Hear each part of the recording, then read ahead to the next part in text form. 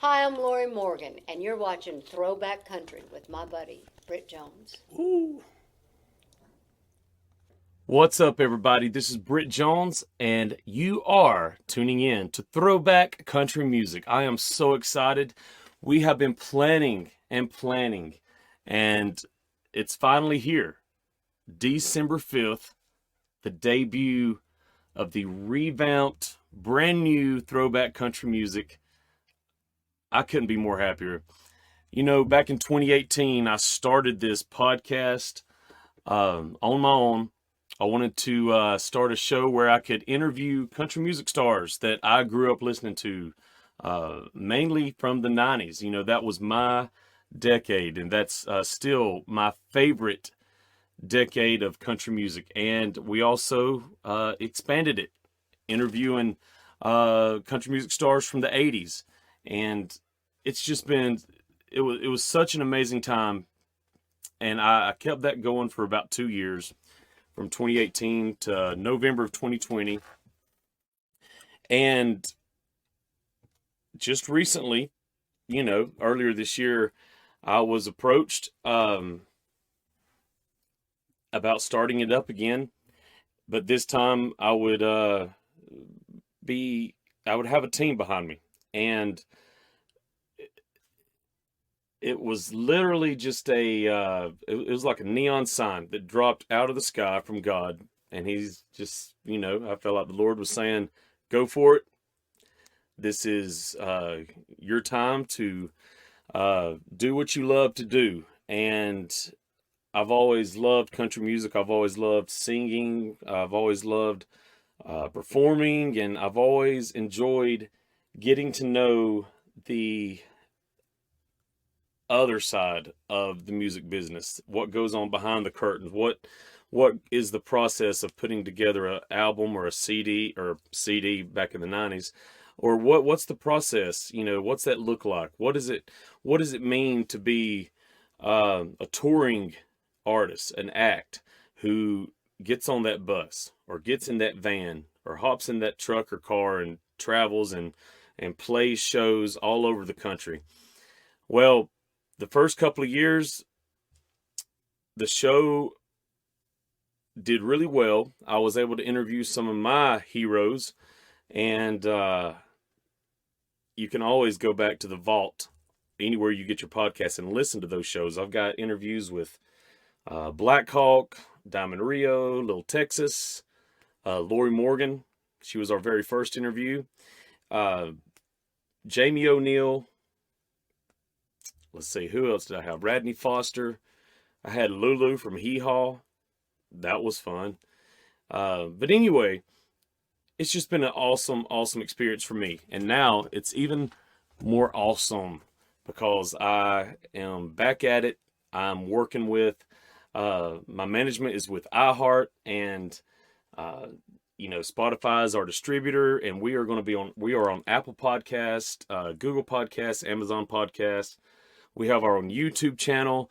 For those of you that want to watch the show, you can also watch it on Spotify. But it's going to be an amazing ride. And so I thought, since Lorrie Morgan, Grand Ole Opry member, 4-time Female Vocalist of the Year, since she was our first guest back in 2018, why not get her back on to be the first guest of this revamped, brand new edition of Throwback Country Music? And everything worked out, and that's who our first guest is, you know. But a few days ago, we went ahead and released our sit-down interview with Lorrie. We had a opportunity to go to one of her concerts, me and my associate producer, Matt, and we went to one of her concerts just a couple of weeks ago in Gainesville, Georgia. And after the show, what was supposed to be about 8 minutes, just a little sit-down interview. We were going to plug her podcast, which is called War Paint with Lorrie Morgan, which is awesome. Be sure you go get that and subscribe. Follow wherever you get your podcasts. Hers is also a video podcast as well. And that 8 minutes turned into over 30 minutes. It went so good that we decided to do another long-form interview just this past week. with Miss Lorrie, and that was an hour and a half. So we have 2 hours of content with the Duchess of Country Music, Lorrie Morgan. And so part one of that, it's out. And if you follow this show, you know that we released the 30-minute interview, the sit-down interview, just a few days ago. But today, it's going to be a little bit deeper. This is a 2-part interview. You know, she called in I think it was last Monday, and it was last Monday, and we talked for an hour and a half. And she doesn't hold back. She is not afraid of stepping on toes and all that good stuff. But today's episode, you're going to hear some really cool things about Lorrie. You'll get to see mine and her fun reaction to each other. She's a jokester just like me, and you're going to really, really enjoy the things she talks about today. And then next week, it's going to be even better. Lorrie has a brand new book coming out in 2024, later on in 2024. We talk about that a little bit. You know, it's going to be a book that is going to maybe ruffle some feathers in Nashville, and it should. But Lorrie Morgan is awesome. She had so many great songs, hit songs back in the 90s, and Something in Red, Watch Me, Except for Monday, Good as I Was to You. That was a good one. But yeah, so I can't wait for you to check all that out. Matt, our producer, is also he's with us in every show. And Matt, what did you think? I'm going to bring Matt into the studio. What did you think of your first interactions with the Duchess of Country Music, Lorrie Morgan? And I just can't get over how real she is. You know, she's just a straight shooter. She's just awesome. She's just so awesome to be around, so kind, so sweet. She's just an amazing woman. I agree. And she's beautiful. Oh, yeah, by far. She's still beautiful. I mean, she is, you know, just Lorrie, me and her were talking about how she was known as a country music icon of the 90s with fashion. She was a lot of people consider her a sex symbol of country music. She was always ahead of the game. It's really cool because today's episode, you will get to hear her talk about the Lorrie cut. You know, I remember back during that time when she was red hot on the radio, a bunch of women wanted that style of haircut, the short hair that Lorrie had come up with or had done. And she tells us on the podcast today how that even came about, which is a very interesting story. And it's kind of happened just kind of on a whim. But it's really neat to hear her talk about that. So my hope and my dream come true.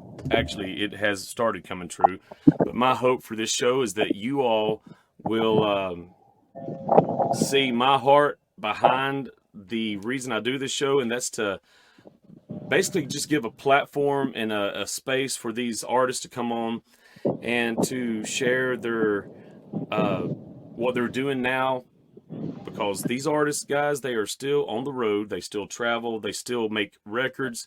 Just because country radio won't play them anymore, which is a shame.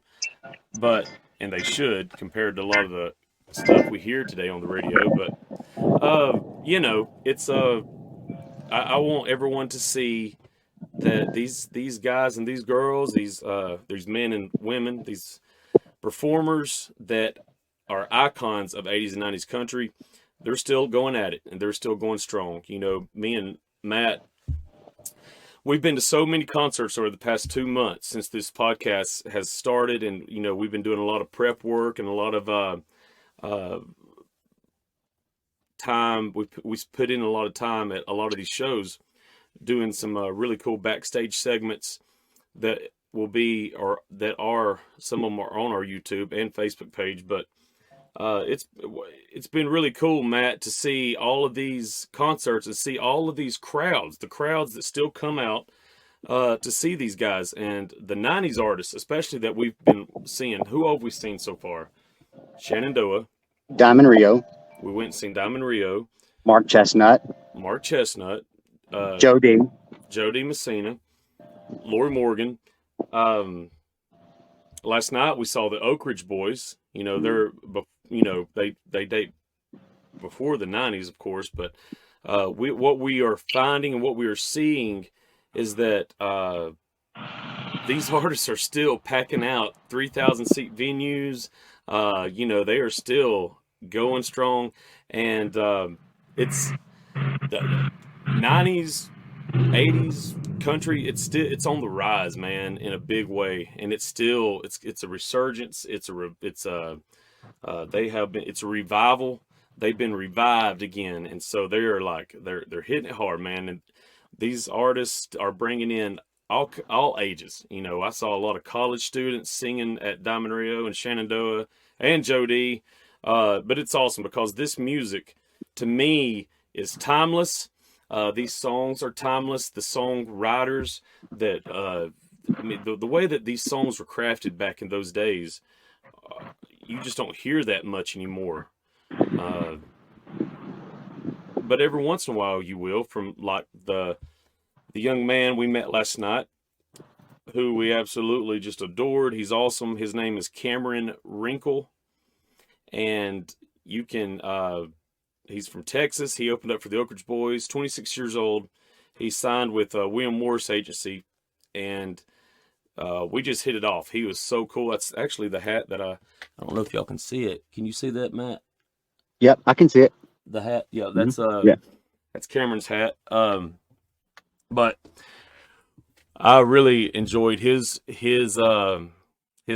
set last night because he's a great storyteller, and he's kind of reminds me of that 80s and 90s country, where just such a cool, traditional, deep, awesome voice. And he has some really cool connections with like Mark Chestnut, Tracy Byrd, and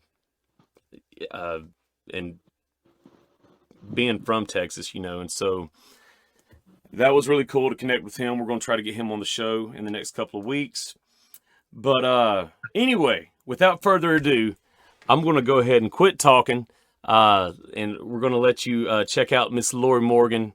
I consider her a friend now, and if you listened to the first episode or watched it, especially, you see how me and her were aggravating each other and all that. She's hilarious. And so, there's my dog, Tank. Say hey, Tank. He's laying down. You can probably hear him.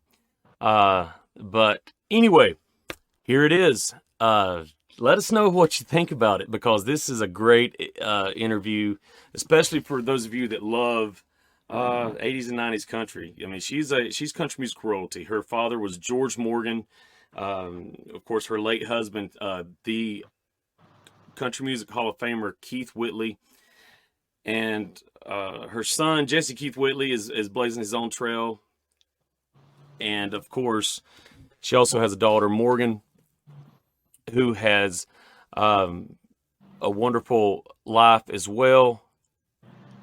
And so we're just excited that Lorrie gave us this time. So she calls in from her house there in Nash Vegas, and it's just so much fun. So if you're listening to this, that's awesome. But if you have a chance to go watch it, go to youtube.com/@Throwback Country Music. You can also go to our Facebook page, which is facebook.com/Throwback Country Music. Go to Instagram. That is @Brit Jones Music. That's me, but that's also the official Throwback Country Music Podcast Instagram. And that's BritJonesMusic. Brit Jones Music. Sounds like a Disney thing, doesn't it? MUSIC. But anyway, so go check out all of our social media. We have we're starting a TikTok. It's up, but there's not much content on there yet.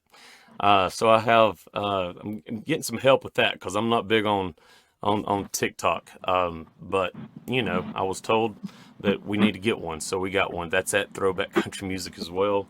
Did I miss any socials? Let's see. Nope. But the website is throwbackcountrymusic.com. And you can also go to Lorrie.com. And Lorrie.com is Lorrie Morgan's website, and you can get more information about her upcoming schedule. Her 2024 is going to be very busy. She's on her Ruby anniversary tour, celebrating so many years and decades in the country music business. And she is Grand Ole Opry member, like I said before. I hope she becomes a Hall of Fame member as well. But you're going to enjoy this. So let us know what you thought about the show. And follow us, hit subscribe, like, share, comment, do all the things that you're supposed to do for podcasts.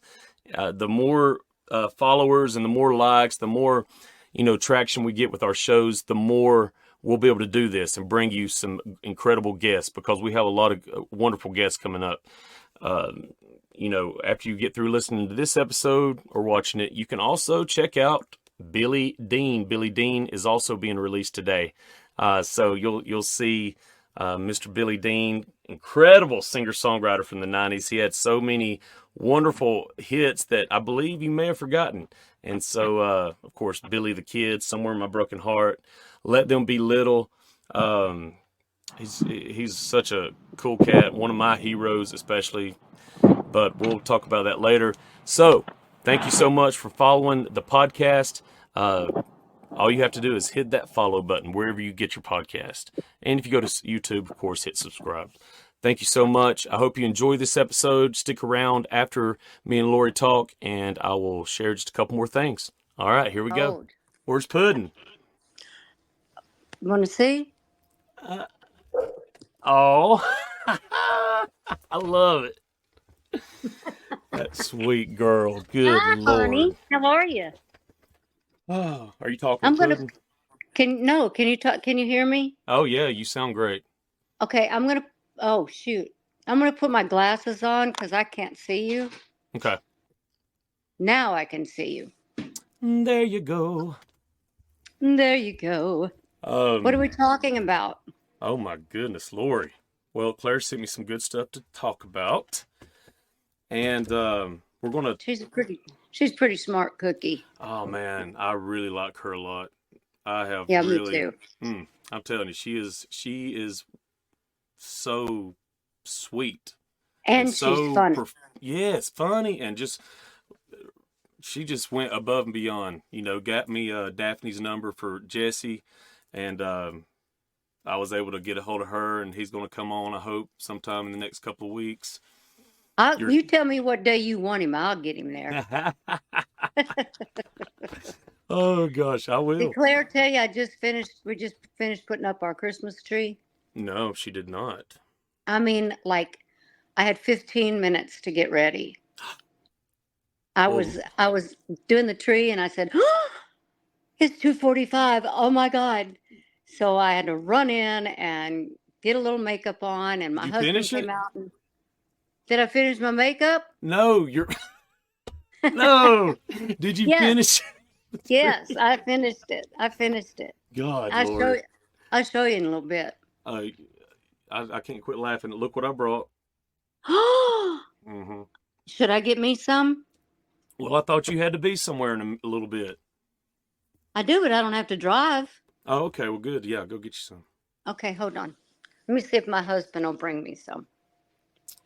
The dog. Hey, Randy. Randy, can you bring me a glass of wine? He's taking pictures of the Christmas tree. Is it real or artificial? No, it's artificial, but it's like 12 feet tall. I like the real tall trees. And can you bring me a glass of wine, honey? Yeah. I'm supposed to have happy hour. What an excuse, right? Yeah. But I used to get the flocked artificial ones every year. And I love flocked. It started really getting to my throat. So this year, and I just spray a little now on the trees where it looks like it's got a dusting on it. Oh yeah. But it gets in my throat, so I had to wear like a COVID mask decorating the tree today. Yeah. So. Oh wow. Yeah, it was real sexy look, you know. Well, that's Lorrie Morgan for you. That's yeah. That's COVID. Oh, COVID Lorrie Morgan. what did I? We will get started. What did I start with? I thought we were starting. Oh, we are. Countdown. Oh, I thought we started. Well, I got it going, but I was like, I'll just edit all this out because I wanted to wait for your wine.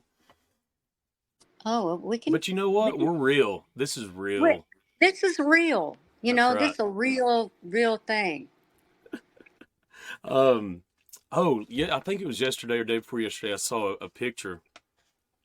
Now, who posted this? Maybe it was you. It was you. Who was the guy? Well, shoot. Burt Reynolds. Yes. That's the one. Did you post it? Well, a fan sent it to me, posted it, Oh, and man. I reposted it. Did you remember that night? Oh, what? How can you forget a night with Burt Yeah. Reynolds? That was a great picture too. It was me and Tanya Mm-hmm.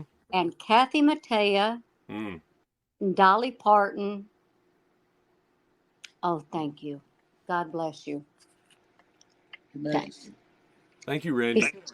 He said, thank you, Randy. You're welcome, sir. Cheers. Cheers. It was Tanya, me, Kathy Mattea, and Dolly Parton. Yeah. What year do you think that was? Oh, my God. 90. It was 90s, wasn't it? Yeah, late 90s. Okay, yeah. Yeah. Because I had just got that short haircut. And, yeah. It was in the 90s, I guess, yeah. I think it was called In the Round or The Round Table or something with Burt Reynolds. And we had these big posters. He had these giant size, like window size posters of all us girls made. And I kept mine. And I would put it on every big house I moved into, be the biggest picture on the wall. And then I don't know what happened to it. One day we moved and I got to where I was going. It's gone. Now, how would that just disappear? Mm-mm-mm. There's so many things I've had that just disappear. My mind is disappearing sometimes, I tell you. I remember that from the last interview. I remember that. God, that was the most fun. It was a fun interview. Yeah. I like off the cuff stuff, you know. Me too. Were you about to get some off the cuff stuff? Okay, go for it. Yeah. Well, speaking of the short haircut, that to me, me being such a 90s country music historian, I'm self-proclaimed, by the way. I don't You really still have that. what? I'm self-proclaimed historian of 90s country. No Good. one's giving me that, but I like to think I have a little cred. But the short haircut, I feel like became Lorrie Morgan, or not became. That's damn. It kind of became my signature, and I tell you, I was, I was signed with RCA. Mm-hmm. And they signed me with the big hair. And then sometime during one of my meetings with RCA, Joe Galani actually said, "You got to do something about your hair." And I said, "What?" And I was wearing those banana clips, with the big poofy hair. Yeah. He said, "It just dates you. It makes you look out of style." So he called the stylist in. The day before I was to do my We Both Walk video. And I went in and she cut my hair and blew it dry. And I was thinking, where's she going to poof it up at? And that was it. And I went in on camera the next day with that brand new haircut. And it just kind of became my signature thing. And so I went to, I was in London. And somebody on the street I was walking and somebody said, "I recognize you from your short hair. You're Lorrie Morgan."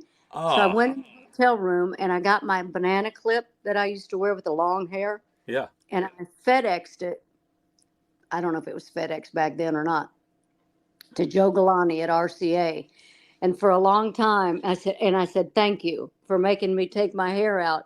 And for a long time, it sat on the big RCA dog, you know, the big plastic one. Mm-hmm. In his office, my hairpiece was his hair, was the dog's hair. So that kind of started it. Wow, And then, that's cool. yeah. So he's responsible for that and a lot of other great things that have happened to me. Was he in A&R at that time? He was the CEO. CEO. Oh, he was the head He was honcho. he was the Uh-huh. he was the head Um, honcho. Speaking of We Both Walk, I got a question about that. Hey, what's behind your head? Oh, the moon. Mm-hmm. I mean, it's fake. You just mooned me. I did. Golly. Oh, you're awesome. What was I asking you? Oh, We Both Walk. So the past 3 times I've seen you in concert before, you know, we became such good buddies. Yeah. See, Hiawassee. I saw you in Hiawassee, Georgia twice, and then once at you and Pam somewhere in South Georgia. But I haven't heard. Do you not do We Both Walk I a do. lot? Oh, you do. You okay? You know when I do it is when, like, we have outdoor shows and Mhm. it's more of a up tempo kind of crowd. Yeah. We throw that in because most of my shows that I do are intimate shows, kind of one-on-one. I can't get Right. me straight in the camera. They're kind of one-on-one. You know, me, like you're sitting in my living room and we kind of talk and, you know, so it's kind of a more laid back show. So when we do outdoor shows or festivals Yeah. and we do mostly up tempo stuff, we still Gotcha. do. And the band loves to do when we both walk. I They're could like imagine. every week for the Opry. When we do the Opry, they go, "Can we do We Both Walk? We both walk." And I'm like, "Okay." It's a hard song to sing. The older you get. Well, yeah, and I could see that because it's probably about 3 years ago, or maybe it was during COVID. So I was going back listening to some old cassettes, and but We Both Walk.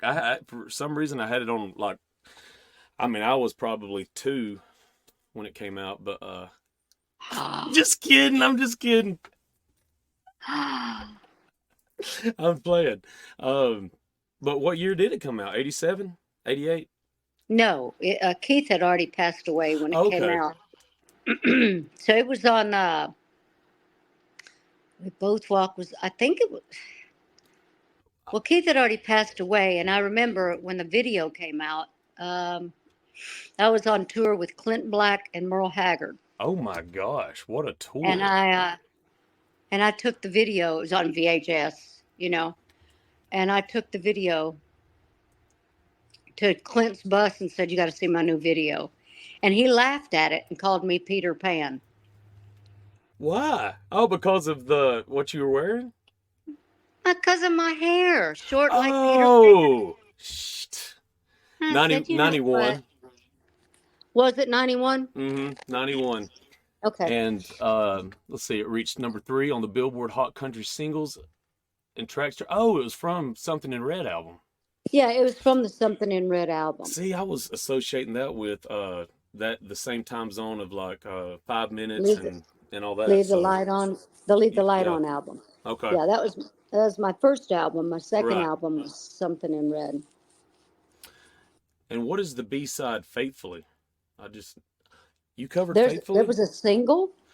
Yeah, oh yeah, 91. I mean they had the 45s. Well, it says We Both Walk, B-side, Faithfully, Yeah, March Forever 13th, Yours 91. Faithfully. That you Yeah. did, wow, okay. Yeah, I did a cover of that, and I used to close my shows with that. Matter of fact, that's the name of my book that I had out called Forever Yours Faithfully about Keith. kind of a biography, of how I met Keith, what went down, the tragedy, kind Mm-hmm. of the love story. And so I started. Actually, Keith played me that song a long time ago. We were coming back from Sandy Hook, Kentucky, and he pulled the car over. And he said, "I always want you to think about me when you hear this song." And that's the first time I'd heard it. And it was by Journey. And oh, he loved that song. And so I ended up doing a cover on it and naming the song, the book, Forever Yours Faithfully. Oh my gosh. So you've already got a book under your belt I have one under my belt. because you're And I you're think you're you're working on one for next year, right? I'm working on one. Hey, you know what? It is so hard to talk about people that are still alive. I know, but you got to. Oh, you got to. I mean, Well, I'm going to tell you what. I got some shockers in there. So, already? oh yeah, Oh. Claire's been editing it, and I've already started it. It's about halfway through, but Mm-hmm. I got most of it done. I went down to Florida by myself for about 3 days, and I just sat and looked at the ocean and hand wrote everything I could think of and every situation I was in. So some of it was scattered and Mm. back and forth, and so I brought it home to Claire, and she started doing some editing on it and telling me some of the stories I need to put in there, and um, from stories she and I have talked about. Oh, So anyway, long story short, the book is about halfway done, that's gonna be all. I told you the other night. It's gonna be awesome. I cannot wait to see the and it's movie. going to be called For Real though. Uh-uh. You lying. For real. For real. For real though. For real though. Oh, are you, man, I got so many questions about that now. So I need to go back and read the first book. Yeah, you might know me a little better. Well, I feel like, yeah, because I know you from just watching My Night to Howl. That's the moon from Nine Night to Howl back there. Woo!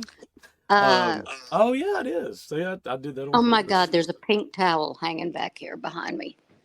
From the pool? Yes.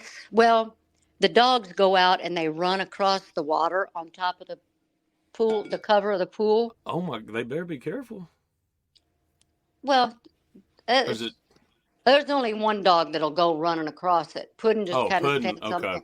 Puddin swims and now she looks at me like, there's something on the pool. She don't If you could understand. get it off, I will go swimming. But little May is scared to death of water, so she's happy that there's a cover on it. Excuse me, and she runs back and forth on it all day long. So, What is Little May? I don't. Which dog is uh, that? little little May we adopted her, Oh, and she was nice. supposed to be part pit bull, Mm. and I have no idea what she is. I call her a kitty cat because she sits and licks her paws, and she does. You know how cats curl and they flip around, and Yeah. she likes to chase bugs and birds, and she's just a funny little dog. She looks like a Basenji with a pit bull Oh. tail, Ah. and she's hilarious. And she's got these tall ears that she looks like a little kangaroo. And so we sent, you know those um, DNA tests you can send away to find out what kind of breed your dog is. Yes. You did that? Okay, yeah, it's about $200. But did it? And here's what came back. Now she's 30, maybe 30 pounds now. A little brown and white, little brindle in her. Mm-hmm. She looks like caramel. That's kind of the color Oh of her. yeah. And a little pink nose, perfect little mouth. I mean, she's just perfect. And but she's crazy. So the test comes back, and the first thing on the test was part German Shepherd, which Huh. I'm thinking, okay, I can see the little britches on the back of her legs kind of thing. Part pit bull, part something else. And here's the best one. Part Saint Bernard. What? This dog has no more got any Saint Bernard in her than I do. And I'm like, girl, your mama got around. But there's no, and she looks like a Basenji. And she's got this little whiny, she does all like a cat. Like and a I'm cat. like, I don't know. It's really weird. But Is she attached to you or Randy? She's Randy. Yeah. She's all about Randy. And she's starting to like me. But I'm the one that was my idea to go adopt a dog. Mm-hmm. And I'm the one that went to pick her out. We took Puddin' so Puddin' could see, who she was comfortable with. Yeah. And she was just a sweet little girl. And all of a sudden, she just didn't like me. She was just like, I'd call her and she'd just turn her head away. And it was all about Randy, really. She got jealous. All about Randy. Oh. And now she's starting to climb up on my lap, and she's starting to believe that I bring the treats home. Well, there you go. There you go. Mm-hmm. You're not drinking any of your wine. I just took a sip, and you didn't see it. All right. But I'm going to again. All right. So I'm gonna play you something. You want some off the cuff? I'm about to play you a little clip of something you said in 2018, October of 2018. You know how I said about the other night, blah blah blah. I was telling you about the double queen and queen Loretta Dolly. You said double queen. All right. So this is that part of the interview. But listen, me and my associate producer Matt, who you met, who Puddin' fell in love with. Remember, they were making out while we were trying to talk? Yes. Mm-hmm. And, but we were listening to an interview that... They were making out. They were. She was making all those noises, and then she slept and snored. It was precious. I loved it. And so I'm going to play a clip. Well, anyway, we were listening last night. We had a campfire going. I like to listen to old podcasts that I did. And now, 19, 20, 22, 23, so 5 years. We listened to this last night, and we both stopped, looked at each other, and said, "Oh shit, this is crazy." Now, there's two parts to this. It's only a minute and a half. All right, I'm fine. But it's going to take us into the next conversation. Just, you know what? But I don't play politics very well in this business, and I am what I am, and yeah, I'm where I am because I was me, yeah, and so that's how I'm going to stay. One of my favorite albums that I had, like I said, I would buy everybody's album, and I was a huge fan of all the female artists in the 90s, because that was like when y'all all, man, there were so many of y'all, and they were so good. My favorite album I bought of yours, though, was War Paint. And I love War Paint. Lord, and I used to repeat, I would have My Night to Howl on over and over. And I remember when the video came out, I was probably, 12 years old, and I loved it. And I loved that album. It was just so different. It was. It was a great album. It was a fun album to make. I was right on the heels of or the tiptoes of a huge career right then, and just fun. It was like everything we touched was going to gold, and it was just fun. We were making videos, and I don't know. It was just a different time back then, and they say you got to accept changes, and I agree. I know you got to. I know you have to, but I'll let that up to everybody else. Yeah. I'm gonna hang back here. Okay, that's the first part. Now, how crazy, and I'll play you the next part in a second. Okay. Okay, not only did you start a podcast called War Paint, yeah, in 2018, I told you, because I have the cassette still, My Night to Howl. And I looked at Matt and we were like, oh my gosh, that's that's cool how that, you decided to call it War Paint, the podcast. And so that brings me to this. You've got your podcast out now. Larry Gatlin's about to drop, I believe. Or has it dropped? The Larry Gatlin episode? I don't know, but when it does, you'll know. Woo! That was a fun interview. I can't wait to hear it. So War Paint. So you got it from the song you wrote, and the album title was War Paint. War Paint, right? And the War Paint. Thinking back on the song War Paint, and then I'm thinking about this new song that I heard in Gainesville, the Dead Girl Walking. Yeah, Dead Girl Walking. Damn, it's like, I mean, it's great, both of them, and I women power for. I know you just are such a leader and all that. What are you trying to say in all this, Dead Girl Walking? Well, Dead Girl Walking was written by a friend of mine, Kelly Lang, and PG's she and I, wife? yeah. Yep. Awesome. Kelly wrote it. And Kelly and I wrote a whole album together called I Walk Alone. And it was about, surviving.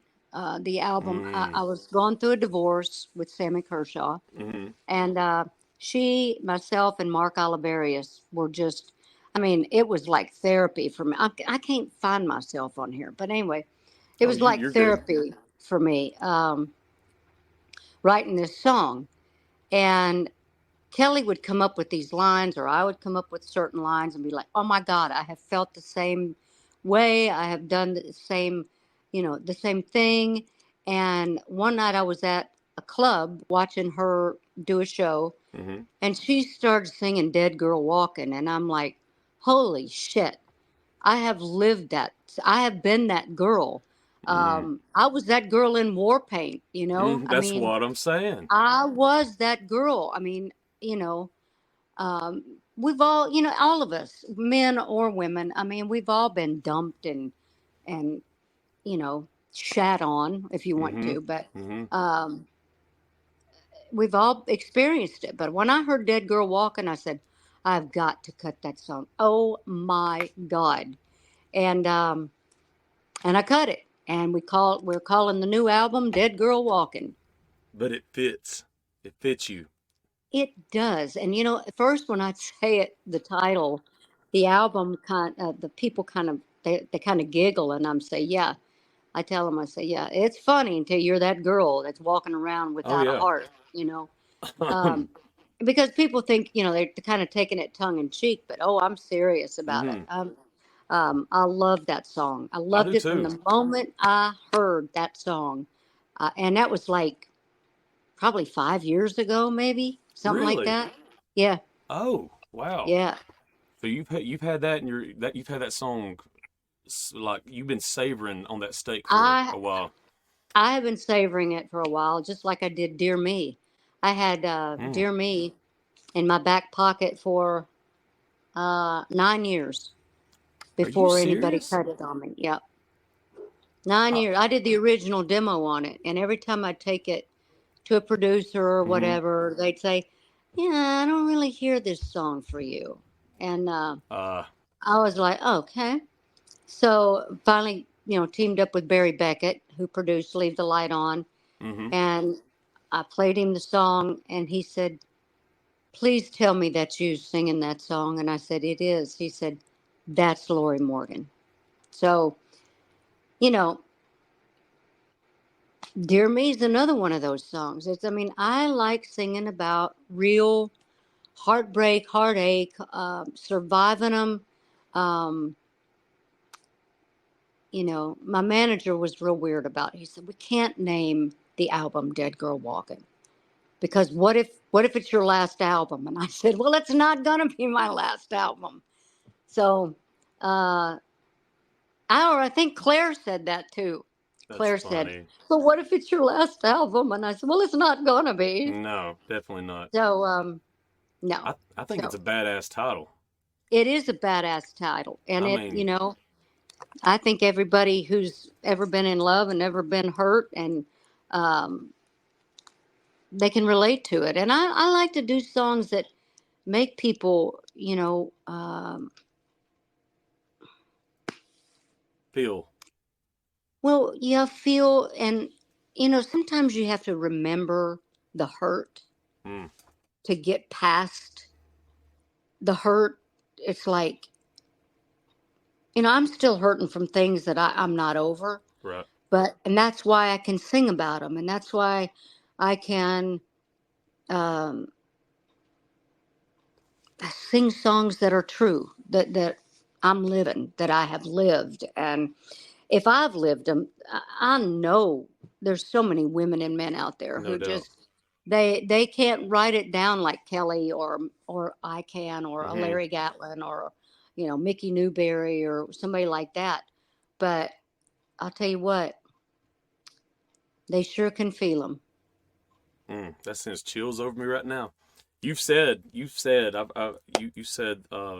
one time that if you haven't lived the song, if a song gets pitched to you and you didn't write it, if you hadn't lived it, you try to stay away from that, but right? I do, because when I was like 18, Mm-hmm.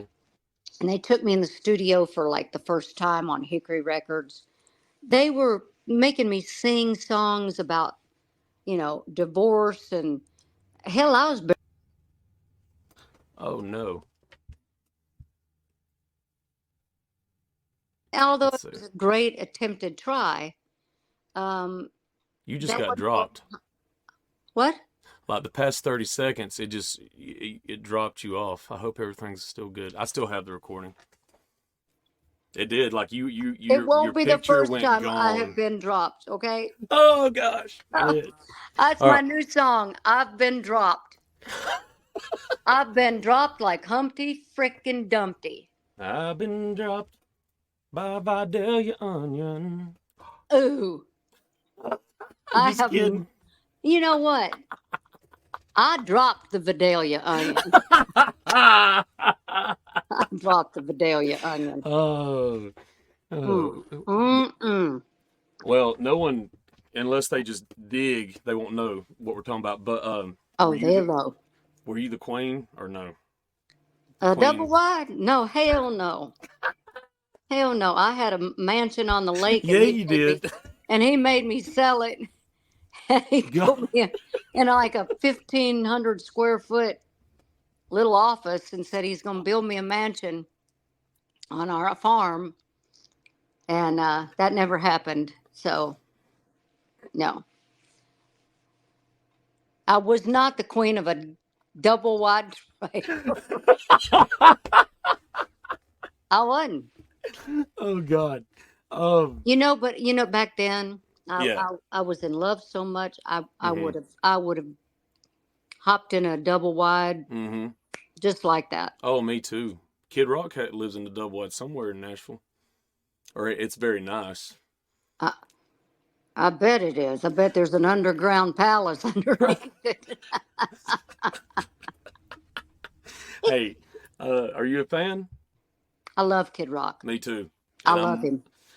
in the past year, I have really fell in love with him because of his we believe the same thing. I ain't scared to talk about it. Oh, No, I ain't either. I've just seen no. I've seen if I could push a button. Here, no, not push a button, Have but you ever like heard his song Foad? Foad.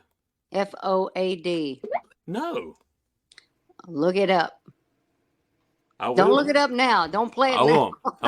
I'm writing it down. FOAD. Okay. Yeah. I went to his listening party when that album came out. Yeah. It's got the lips on it and the cigarette hanging out. I think it's pink. And you're going to call me and you're going to say, I love you for introducing me to this song. Is it that good? Oh, it's good. Oh, Okay. No, I think I feel you on that. Yeah, you feel me. Mm-hmm. Yeah. That's the one reason I even brought that up. I was just joking about the the whole viewpoint because I think I think it's on your, well, I ain't going to share that, but, you know, on your non-blue check Facebook page, your, you know, your private one. My personal one? Yeah. What's on there? No, that's why I brought it up, because you're very vocal and no apologies, which I love. I love. You know, poor Pam. She has to deal with my opinions, and so I think she gets some flack about it. Oh, and geez. She asked me when we started this tour this past year, she said, "Hey, can I ask you a favor?" And I said, "Yeah." She said, "Will you not post everything you think on Facebook?" And I said, "No, that's not going to work." No. But I love you. Yeah. I said, I'll do something for you though, Pam. I will tone it down. I love it. And so lately I've been in Facebook jail like 3 times. And a couple of times I'm like, they didn't make I didn't sense. even post anything. Yeah. And they won't tell you what you posted. So I'm like, I didn't even post anything. And I was in jail. I wasn't driving, officer. I swear I wasn't. Do your kids ever say, "Mom, keep going, don't post certain things"? Yeah. No. That's Jesse's right there behind me, and I figured. Yeah. Morgan is deep in my corner. Mm-hmm. Matter of fact, I have to tell Jesse. Jesse might need to tone it down a little bit. And I can't even tell you what he says. Oh, I bet. No. Claire said, Cheers. Claire said, Jesse is like trying to hold Jell-O still in your hands. She goes, I love that boy. I have been around him for years. I'll tell you what, he would take a bullet for her and anybody else he cares about. You mess with his mama or his sister, aunts, family, period. I mean, his wife, he's a redneck, man. Yeah. He is a Southern rock redneck, beer drinking, whiskey drinking, but go to church on Sunday kind of guy. Mm-hmm. Yeah, what I've listened to, I've been listening to some of his stuff, and I really hope, I know he wants to blaze a trail and blaze his own trail. And he does. He does. You know, he loves his dad's music. All of us, me and him and Morgan get on the phone a lot, and we have cry sessions, about Daddy, and listening to different songs and talking about different things, and but at the same time, he's not Keith Whitley, right. And I don't think Keith would want him, to say, you do the same kind of songs I do, because it's not in Jesse. It's not, that country bluegrass. I mean, he loves it, but he's gonna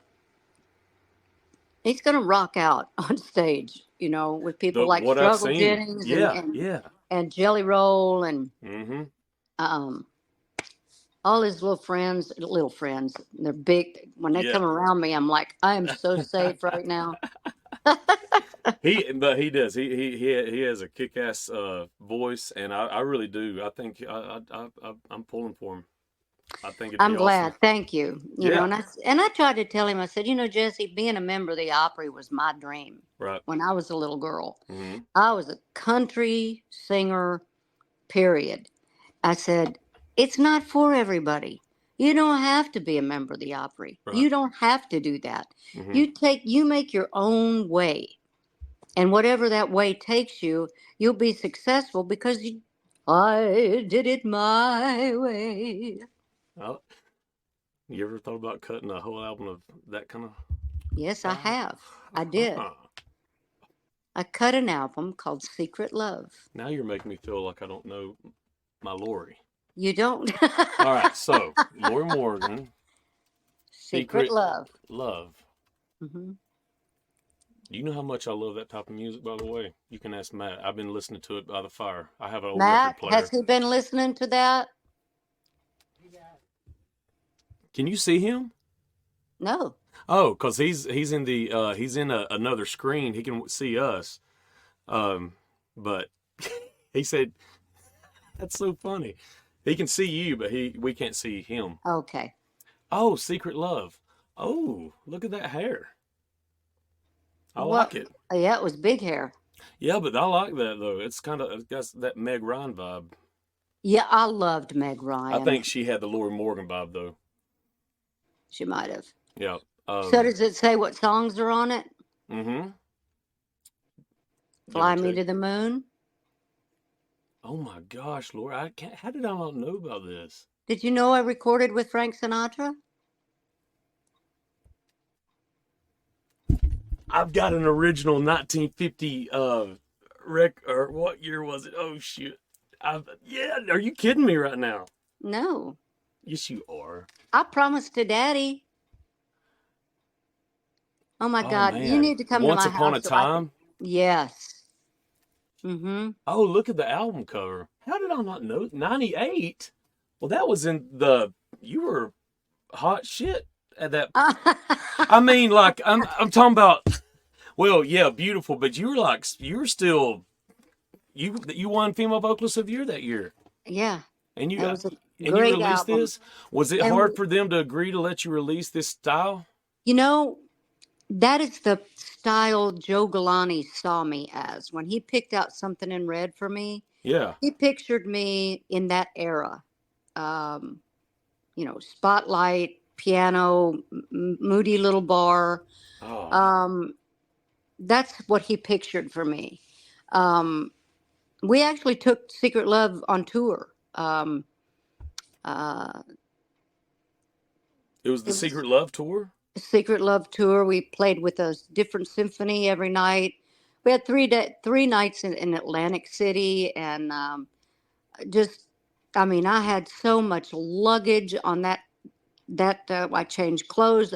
I think Kenny Ortega choreographed that tour, and my Greater Need tour, and my first Christmas tour that we did, Christmas from London. Mm-hmm. But that album, that Secret Love album, I cried every day.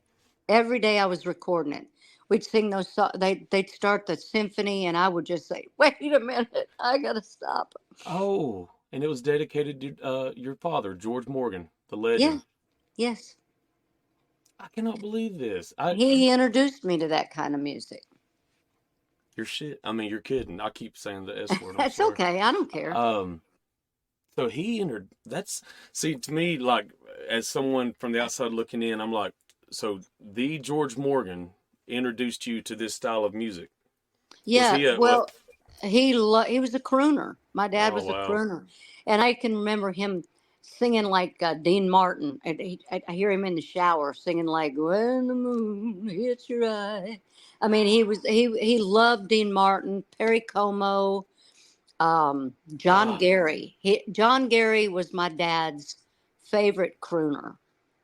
I have a Perry Como record. Perry Como. Oh, I love it. Lord, I didn't.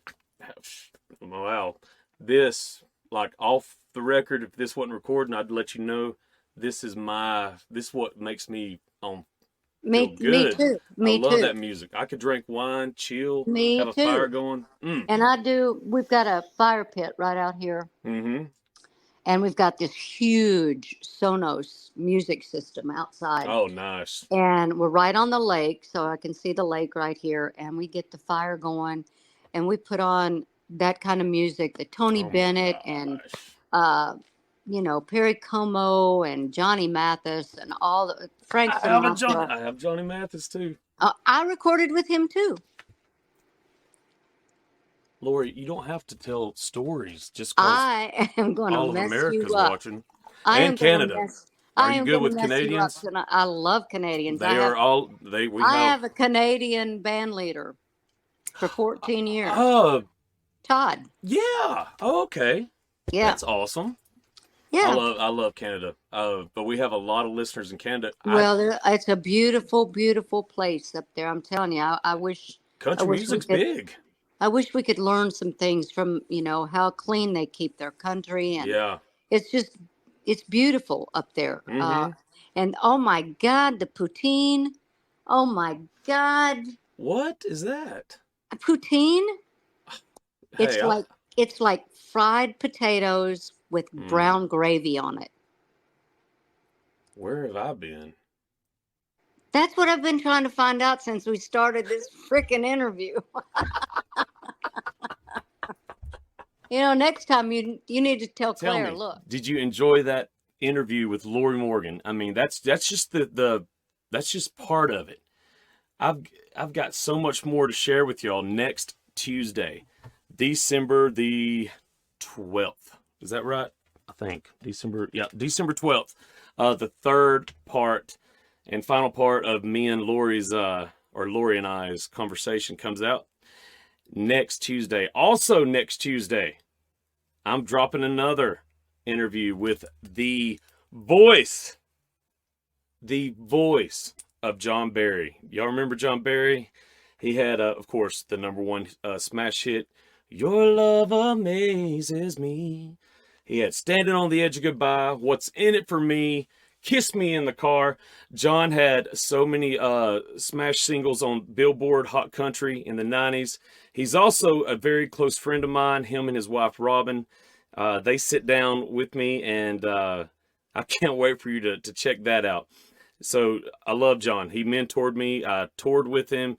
I opened up so many shows with John. It was fun. It was awesome. And so I can't wait for you to hear me and him interact. He is such a cool cat. And he could sing the pages out of the phone book. And he could sing the yellow pages. But he is such an incredible vocalist. Even Billy Dean was talking about that as well. But I hope you enjoyed today. Be sure you go check out Lorrie Morgan's podcast. It's called War Paint. War Paint's a song she wrote, and it came off the album War Paint. And that album also had the single My Night to Howl. And that was one of my favorites. I actually had that album back in the day. And she is she's an icon. She's a legend. Grand Ole Opry member. What more can you ask for, And that's a big thing right there in and of itself. So Lorrie.com, go to her website to see all future dates, how you can purchase tickets, go see her in concert. Her band is phenomenal. Also, you can go to throwbackcountrymusic.com. That is our website, and you'll be able to find other links for other things that we do, whether it be social media or even our schedule. We also do a lot of things on the road. We do some live remote broadcast and all that fun stuff. But thank you so much for hanging out. Please, please, please hit that follow button. Like us, subscribe, whatever you have to do to follow this show. Do it. Please do it. It really does help because we have some incredible guests coming up in the near future. John Barry. We have Mark Miller from Sawyer Brown. Sawyer Brown, one of the hottest, best-selling country music vocal groups from the 90s. And I can't wait to chat with Mark. He's got a new book out, all that good stuff. Sawyer Brown's still on the road, touring and doing all kinds of fun stuff. So thank you so much for hanging out with us this week. Tell your friends, tell your neighbors, tell all your loved ones. Post our socials, share our statuses from like Facebook about the shows. Help us to grow, and I can't wait to see who all joins us on this journey, because it is a journey.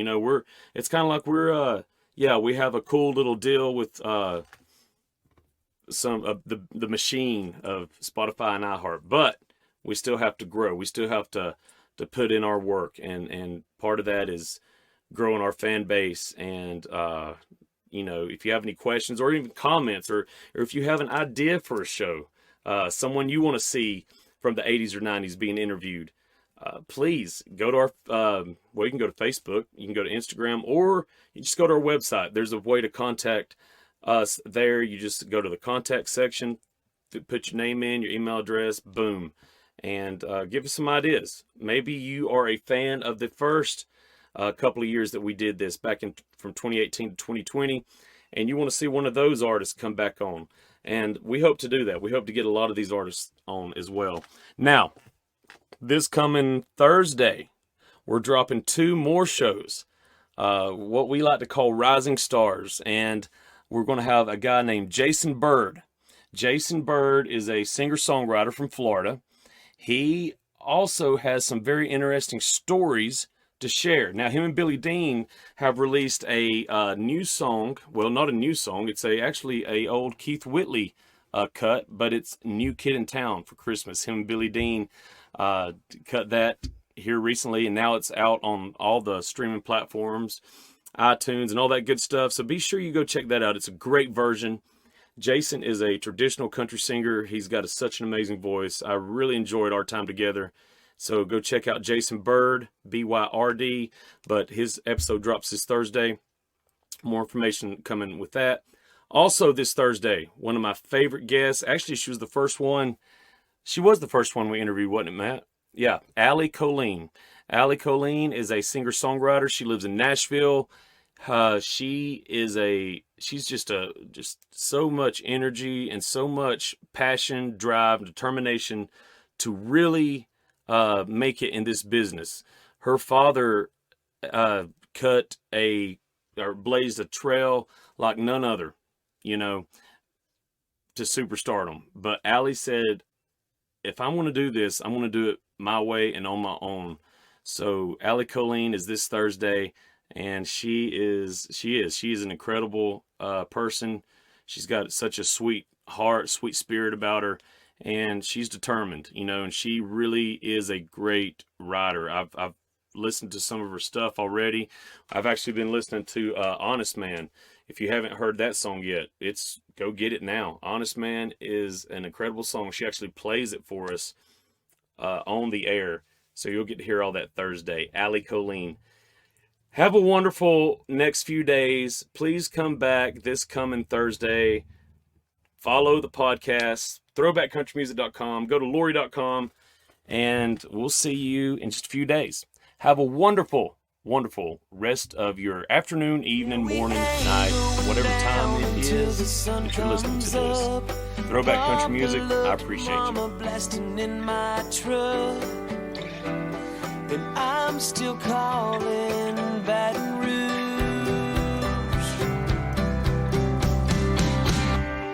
Shameless, it'll never get old. I still hear that thunder roll. It's where I've been. It's made me who I am. Somebody play me those songs again. If tomorrow never comes, I wonder what she's doing now.